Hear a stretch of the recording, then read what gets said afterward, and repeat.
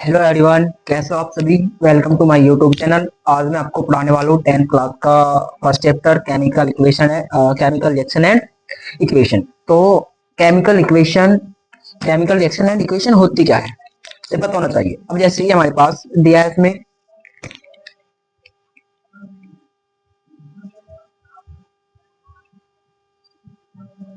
Chemical reaction and equation.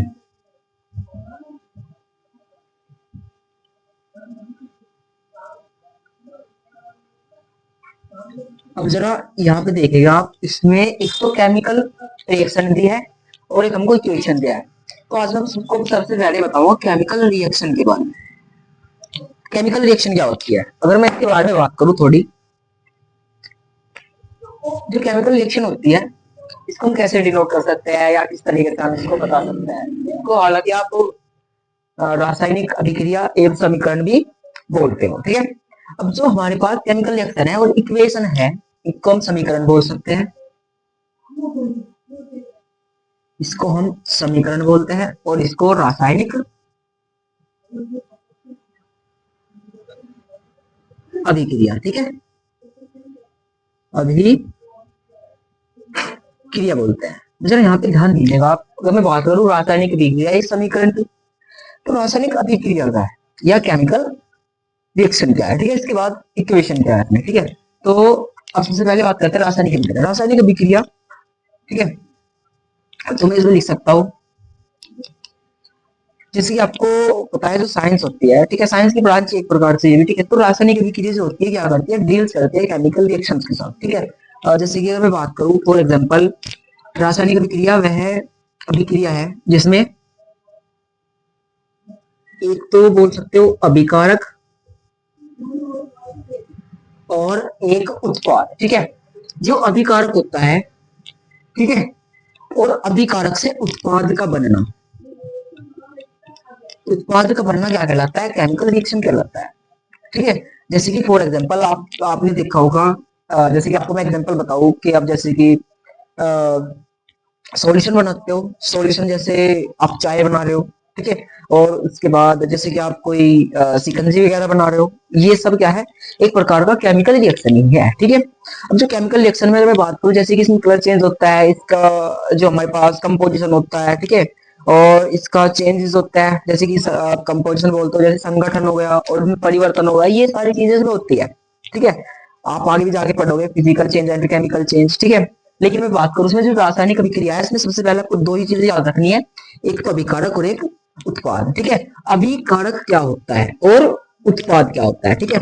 अब जैसे ही आपको मैंने बोला आपने चाय बनाई है, तो आप चाय में क्या क्या यूज कर सकते हो, ठीक है। तो उसमें बोलिए जरा, आप क्या क्या यूज करेंगे उसमें।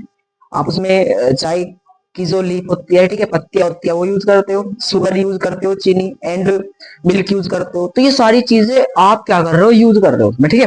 अब जैसे आप इसको यूज कर रहे हो, उन सबको आप हीट दोगे, क्या करोगे, हीट दोगे। हीट देने के बाद उसमें क्या हो जाएगा, एक अलग फॉर्म बनेगी, ठीक है, जिसको हम बोलते हैं चाय, ठीक है। वो चाय जो बनती है, मतलब पहले कुछ था बाद में कुछ और बन गया, ठीक है, जो बाद में कुछ और बना है उसको हम बोलते हैं उत्पाद, ठीक है। और जो पहले था उसको हम क्या बोलेंगे, अभिकारक, ठीक है। तो रासायनिक अभिक्रिया में बनने से पहले, ठीक है, यह बोल सकते हो रासायनिक अभिक्रिया में दो, ठीक है, दो कारक भाग लेते हैं, कौन कौन से, एक तो अभिकारक और एक उत्पाद। अभिकारक जैसे कि हमारे पास हो सकता है दो या दो से अधिक भी हो सकते हैं, टू और मोर देन, ठीक है, नंबर्स, ठीक है, ये हो सकता है। बट अगर मैं बात करूं जैसे कि अभिकारक, जैसे कि इसके एग्जांपल ले लेते हैं हम यहाँ पे ए और बी, ठीक है।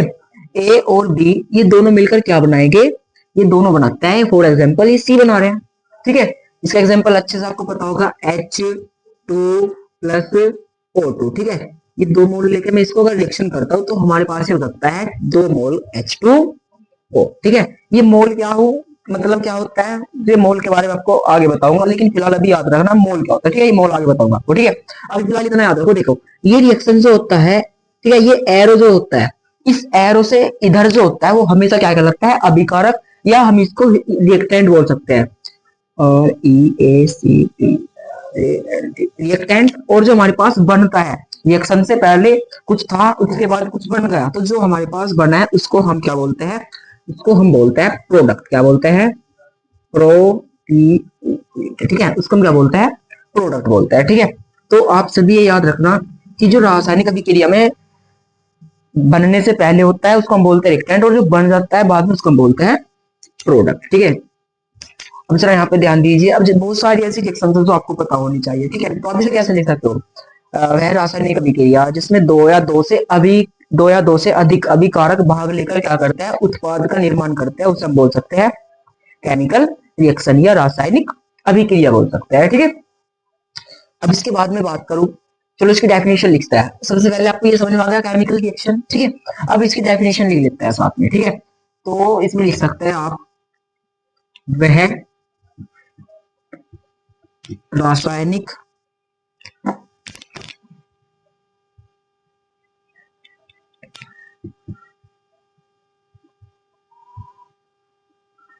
अभिक्रिया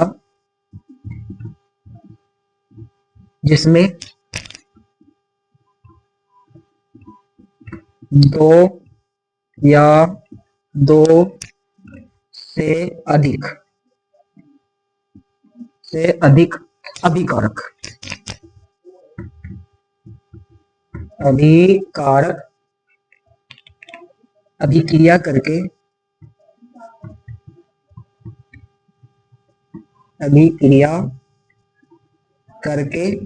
नए, आप इसमें पदार्थ ही बोल सकते हो, लेकिन पदार्थ की जगह आप क्या करोगे, प्रोडक्ट यानी उत्पाद यूज करोगे। ठीक है, करके नए उत्पाद का निर्माण करते हैं। ठीक है, निर्माण करते हैं, वो क्या कहलाती है, रासायनिक अभिक्रिया। ठीक है, रासायनिक अभिक्रिया कहलाती है। तो आई होप ये डेफिनेशन आपको याद हो गई होगी और अच्छे से समझ भी आ गई होगी। तो जरा इसको उतार लीजिए, फिर मैं रफ करता हूँ और आपको बताता हूँ इक्वेशन के बारे में। ठीक है, तो जल्दी करिए, इसको उतार लीजिए। ठीक है, करिए जल्दी इसको।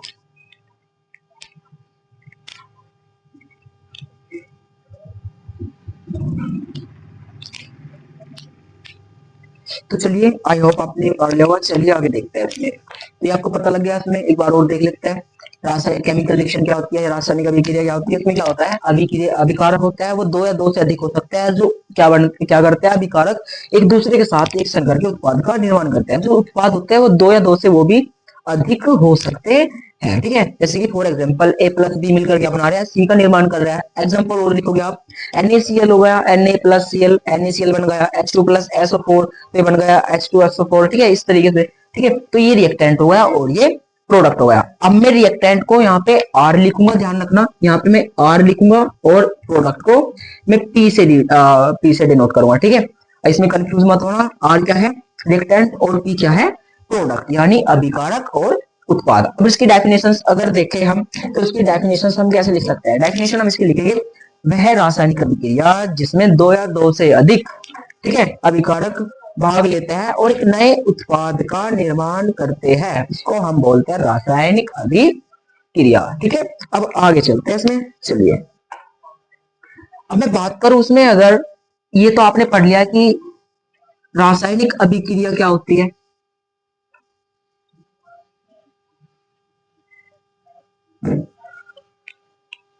अच्छा, जो केमिकल रिएक्शन होती है, इसमें एक चीज और बता दूं आपको, एक मेन रोल प्ले करता है जिसको हम बोलते हैं कैटलिस्ट। क्या बोलते हैं, कैटलिस्ट।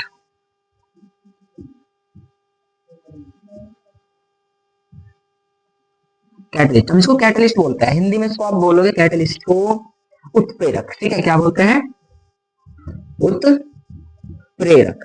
अब उत्प्रेरक क्या है, जैसे कि आपने भी देखा है, आपने रिएक्शन की है, जैसे कि फॉर एग्जांपल आप इसमें क्या करोगे, जैसे कि आपने मिल्क लिया और प्लस आपने शुगर लिया, मगर सॉरी चीनी लिया आपने, और प्लस में आपने क्या लिया, इसमें शुगर, मिल्क, और आपने टी लीफ ली। मतलब अब जरा यहाँ पे ध्यान देना, जो हमारे पास टी है, मतलब जो टी लीफ होती है, ये हमारे पास क्या बनाएगी, एक, ठीक है, इसको यहाँ पे ऐसे लिख सकते हैं टी लीफ। चलो इसको छोड़ देते हैं। ये शुगर और ये मिल्क, ये लिया आपने, ठीक है।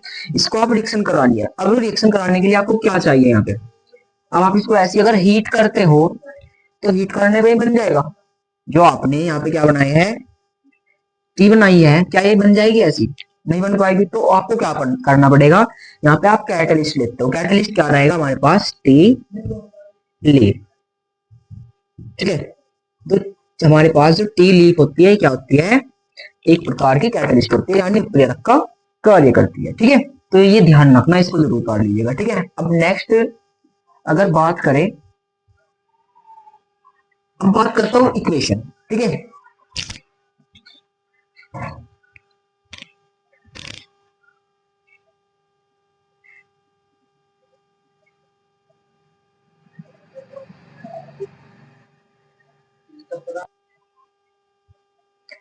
ठीक है, अब बात करते हैं इक्वेशन की। अब इसमें इक्वेशन क्या होता है, चलो